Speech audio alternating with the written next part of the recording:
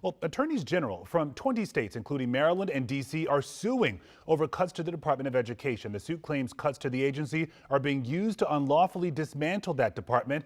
Well, public education advocates, they came out in force a couple of hours ago to fight these looming cuts. Our Melissa Kim continues our team coverage with their message for the Trump administration.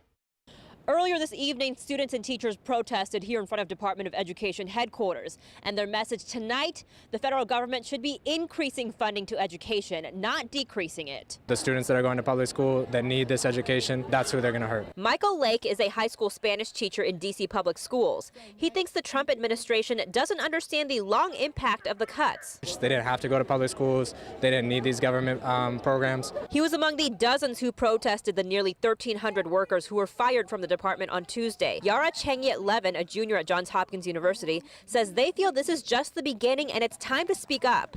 Donald Trump and the billionaire class are stealing from us. It's unacceptable. Both are products of the public education system and say it's a vital part of life in this country. It is a reflection of the population. Schools are essential places where students spend a lot of their time, and that's where we can be safe from climate disasters, with safe buildings, with good air conditioning.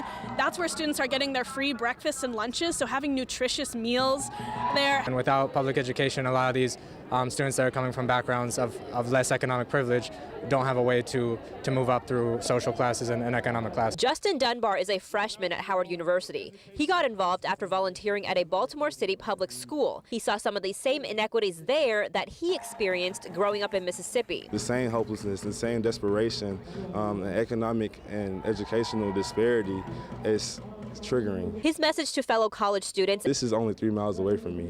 There's no reasons that Howard University students or students around this area should not be able to protest and advocate for ourselves. As teachers like Michael brace themselves for what's to come.